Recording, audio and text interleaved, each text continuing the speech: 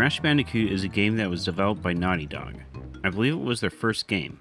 That's right, the creators that made Uncharted and The Last of Us made this hard-as-nails platformer. There were a few reasons to get a PlayStation 1 at the time. One of them was for Crash Bandicoot. Then there was others like Spyro, which was a good competitor to Crash and another platformer. Tomb Raider, Twisted Metal, Metal Gear Solid, Final Fantasy 7, 8, and 9. I could talk about those games, but the PlayStation had a good library of games, just like with the Nintendo 64. Coming back to the reason why I chose Crash over Spyro is simple. A lot of people have already done Spyro, and I also consider Spyro to be easy, so I think overall I felt in the mood for something more hardcore. Going over Crash itself, there is something I want to note before I start. The game only saves when you get gems or if you beat a bonus game. I have no idea for the life of me why Crash 1 only allows you to save when you collect a gem or clear a bonus game. To me, it makes no sense. Having said that, I think that is where a lot of the frustration comes from. The game itself is a bit of a learning curve and memorization. I don't mind this, but when you don't know how it saves, that becomes a bigger issue. To say that it is hard because of that is a bit of a stretch. Yes, it is a hard platformer, but it is extremely doable. Being able to play a level or until you get it right works out well. Needing to seek out a save is an unnecessary feature. It only raises further questions when there is a password system too, so it is very puzzling why they made the decision that saving a game should be like this.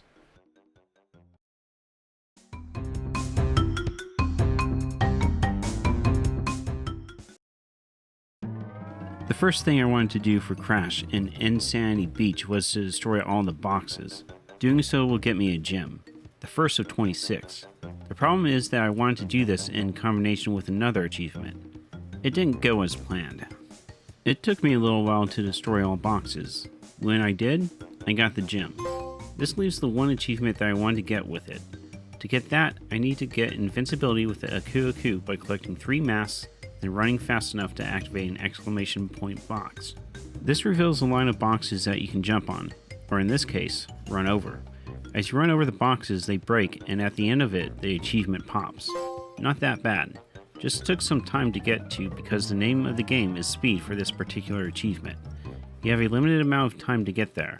Activate the switch, and then run over the boxes. I think it's a little tight anyway. The next significant achievement was defeating the boss Papu Papu.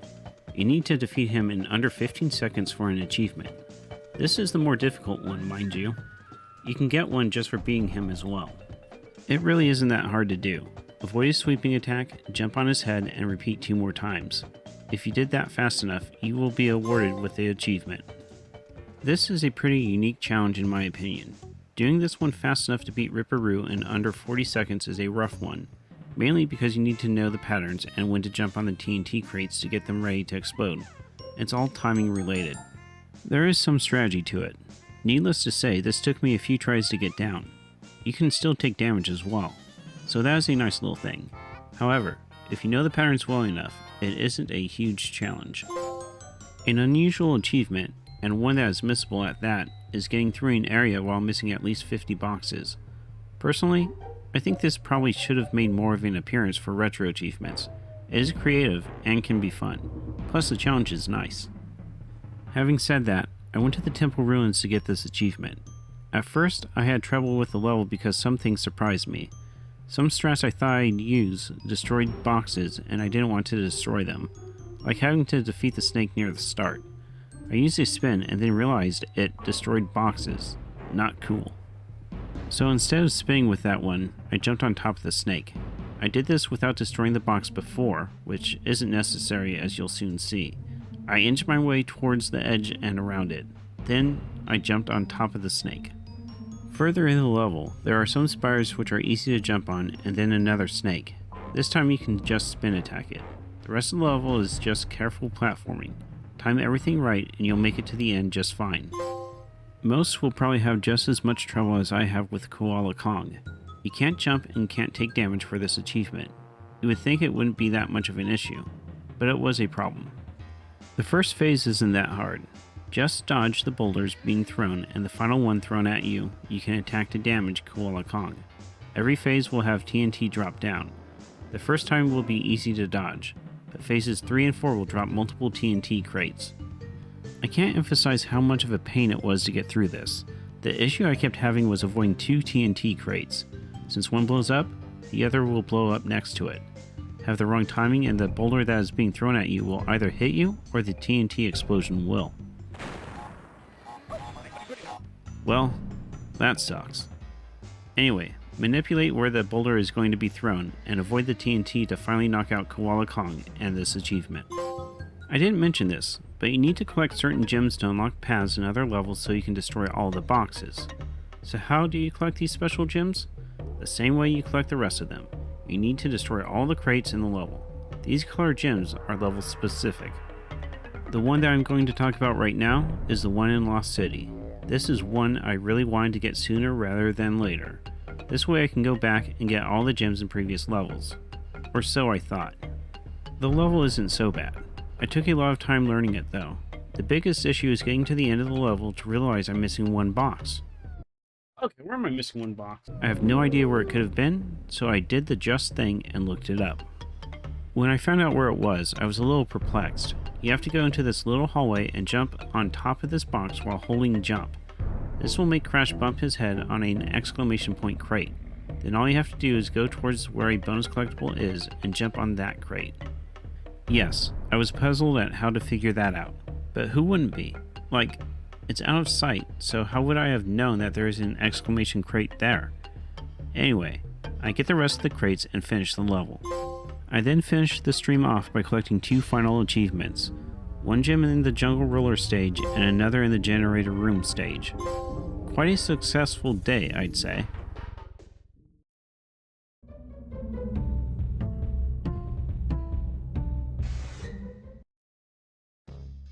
Toxic Waste is a very linear level. It's really straightforward, so it is a wonder how I managed to mess up in the level so many times. It's simple enough to get down, so it's not too much of a headache. It did take some time to get used to the patterns, but overall, it's not too much of a problem. One of the main reasons I wanted to highlight this is because you need to get all of the boxes for the specific colored gem, which is a clear blue. Getting this gem unlocks a pathway in other levels and gets me the achievement. The next topic of discussion is Pinstripe. There are two achievements to get here. The more difficult one is defeating Pinstripe without letting him fire his gun more than 3 times in a row on the second phase. The first half of this is pretty easy. Hide behind the furniture and he can't hit you. When he jumps up on the table, you can be right beside it and he won't hurt you. When Pinstripe is on his last bit of health, wait until he jumps up on top of the table and fires his gun. He will pause for a moment. Jump up and attack him at this moment. This will get you the achievement. Slippery Climb is a slippery one for sure. I have to get all boxes in every course. That has already been established. But once again, this one is better to get sooner than later because you guessed it, it's another colored gem. I like to think I'm pretty good at platformers, but the more I have played Crash, the more I realize patience and trial and error come into play. I started to get frustrated with this level. Mostly because I'm forced to wait in areas and trying to figure out how to get through it without taking damage. There are some areas that were a bit more difficult than others, primarily the platforms that keep moving. They are much harder to time than, say, jumping off of the vultures. Anyway, I managed to make it through and get the gem, so not too big of a deal.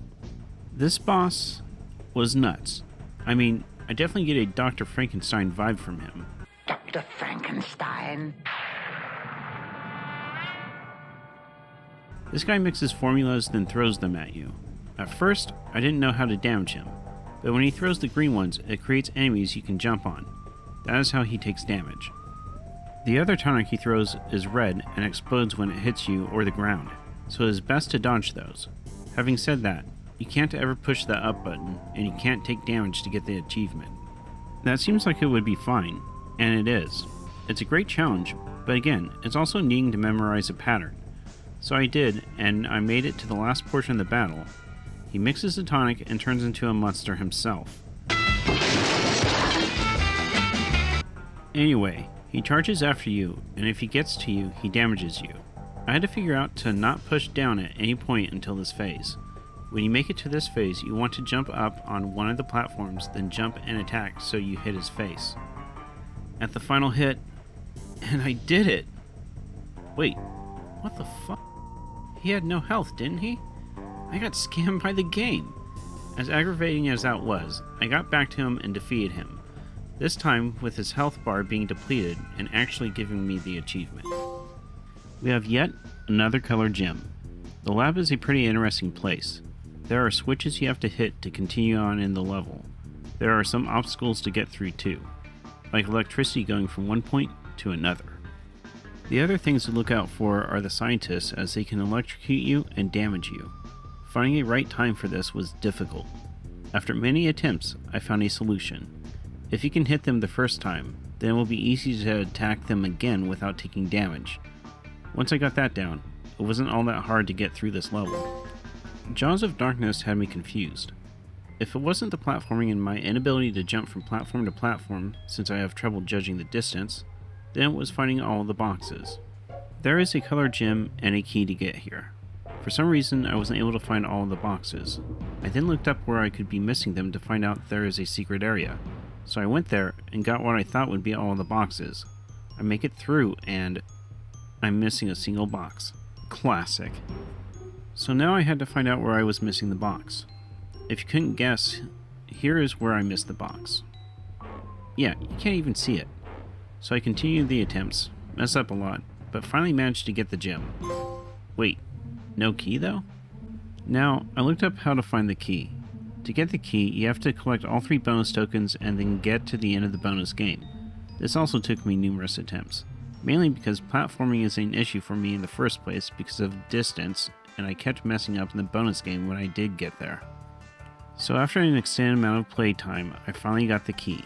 That will hopefully be the longest time I had to play a level for either a gem or a key. I attempted to get this gem many times. I couldn't find where the other boxes were, and it annoyed me. Again, I looked it up and found out I needed a gem from another level to get this. By that time, I already knew how to get through the level, and it made it pretty much a breeze to get there. I made it near the end of the level, and there was the gem platform.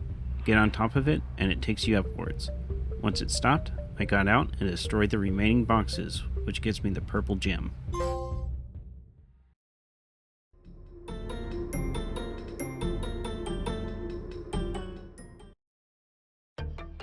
To start off day 3, I need to get another key. There are only 2 in the game, and I didn't have enough time to go for the other key. So here I am, at Sunset Vista. You get the key the same way you do the other one. You have to grab 3 bonus icons, then complete the bonus stage. Unfortunately, Sunset Vista is a long level. It seems to go on for quite some time. This made it more devastating when you mess up in the bonus game. The bonus game is a challenge too. You need to jump off the TNT crates, and when you make it to the stacked crates, you'll have to quickly destroy a few, then jump on over. Do this again one more time to make it to the end and get that key. I was pretty frustrated with this. My patience was thin today as well. Other games, I suppose, took my patience from me. Let it be known that this was a pain to get. If that wasn't enough though, my patience was tested further because I had to destroy all of the boxes. That is fine except for the fact that due to my impatience, this took forever. It did feel good to finally complete this level though. The Great Gate level is pretty straightforward. All the boxes are out in the open, so it is pretty smooth sailing here. Yeah, so that wasn't that great. So, I looked it up and the box I missed happened to be here. So I grabbed that and finished the level to get this gem and the achievement. The upstream level was pretty simple as well. Just, you need to hit this one switch and go back down to destroy these 2 boxes. Other than that, it was pretty easy, so keep that in mind. Rolling Stones isn't really a difficult level, but I had to say this. When you can't platform, it becomes a huge pain. I mean, I can't seem to jump on platforms in this game. I really do have trouble with distance. With that said, I managed to destroy all the crates and got the gem along with the achievement. I could go without talking about Hog Wild, but many would probably want to know how that went. Honestly, it didn't go too bad. I did need to do trial and error, but that is pretty much this game. It was fun and didn't take me too long to destroy all the boxes. Now there isn't a whole lot different with the next 3 levels I needed to get gems in: Native Fortress, Up the Creek, and Temple Ruins. The biggest problems I have were kind of old news, needing to know where crates are at. There were some platforming issues that I had, and some crates I just missed because I apparently wasn't looking. I can't help that I didn't see the clouds in Native Fortress, okay? Overall, it was a pretty fair challenge with these 3. Unfortunately, Road to Nowhere was an issue. Not necessarily because of platforming, not because of the hidden area with the gem, but the ending to the level was very annoying. I know now how to do this correctly, but learning it is not fun. You have to go to the end of the level, which is probably a couple of minutes to get to. Then you get your attempt in, and fall. Then you fall again, and again, and again. After all of that, I managed to figure out how to get across. Walk on the first platform a little bit, and jump at the edge. You'll land on a plank. Jump at the second one again, and you'll land on another one. Once I made it to the end, I had to get back. So I did this in reverse and made my way back. After holding my breath for a little bit, I finally made it back and got the gem. I know what you're all thinking. What about Boulder Dash? Well, let me tell you about Boulder Dash. I can't platform. The issue wasn't the boulder, but rather at the end of the level again. I would either fall or get eaten by a plant. When I did manage to defeat the plants, I accidentally destroyed the crate that allows you to jump higher. Thankfully, it wasn't needed.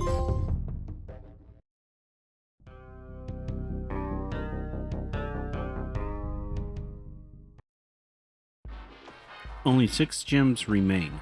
Starting off, that means I need to get to heavy machinery and destroy all of the crates. There is a small hidden area if you jump between 2 enemies and go down. Other than that, it is all platforming. That is my problem. The platforming. The patience. For some reason while playing this game I had a lack of patience. This just caused more issues for me. Jumping when I shouldn't, misjudging times. I finally destroyed all the crates and got the gem though. It's fortunate that Cortex power is mainly just the platforming bits that are a challenge, but it's what you expect in a platformer. Electricity going everywhere, red pipes to burn you, toxic waste to disintegrate you, and the enemies to dodge. It was a bit shorter for me to get through. There is one area you need the gem for, but it's not that tough. Well, tough enough. I got the one box and went around and destroyed the rest on the other side. After that, it was simply getting to the end of the level and destroying the last of the boxes. The high road you would think would be a challenge, and it was to an extent. At the start, you need to go towards the screen and jump across hidden planks to get to hidden crates. From there, it is all about platforming. By this time, you know how I am with platforming and patience. You need both to get through this without frustration, but I just pushed through and managed it. Now it's on to another stage that deals with the darkness, fumbling in the dark. Right at the start, I need to jump around corners to get hidden crates. Then it is time to continue with the rest of the level.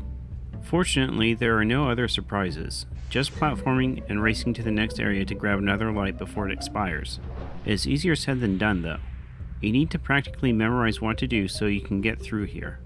On most spiders, you'll want to jump on. Otherwise, if you hit them, it can hit a crate and cause you to refresh your light early. If you do that, then you won't be able to see for a short period of time and cause you to fall, more than likely. I spent a large amount of time on this level, and it was very frustrating. Needing to figure out where I need to be and when, then needing to figure out that I need to attack some enemies in a certain way to avoid hitting the boxes so I can have light.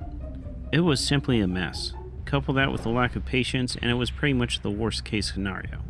I did manage to pull it off, and that was a big sigh of relief though. I'm just going to make a few statements here. Castle machinery was pretty easy as long as you take your time, but during the time I almost finished the level, I got stuck inside an area. I then ended up going out of bounds and needing to redo the level. Me. So I redid the level, got all the crates and made it to the end of the level to get the gem. Now it's just for the other level, Hog Wild. These levels are actually pretty fun, except for the fact that I couldn't seem to jump over this one hog. It was weird.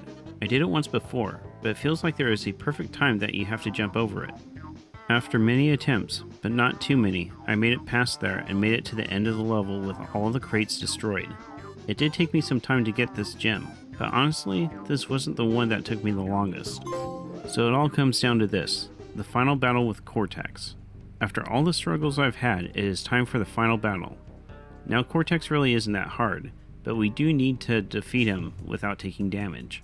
That actually didn't take that many tries. He has 3 types of attacks, purple, green, and blue. Avoid the purple and blue. Attack the green to deal damage to him. Kind of funny how the final attack is just a single green goo that defeats him, but it adds to the hilarity of the game after the struggle it took to get all of the gems. This gives me 2 achievements. I saved the best for last. After completing the game, getting all the keys, gems, and defeating Cortex, I go to the Great Hall. If you have all the gems, you can go across a path that will get you to a curtain. Open the curtain and go through to find Tana. Wow. With that, Crash rescues her and flies off without needing to fight Cortex. This gets me the final achievement. Perfect to celebrate all that you have to go through for it. A nice little thing about this ending is that it shows what the villains do after the events of the game. I didn't read it at the time, but I still think it's nice to have those facts there. So what did I think of the achievements? I think they were spot on actually. Crash Bandicoot is a tough platformer requiring you to do a lot of trial and error before you can master it. It is fine. My struggles were mainly because I'm only a little familiar with Crash Bandicoot.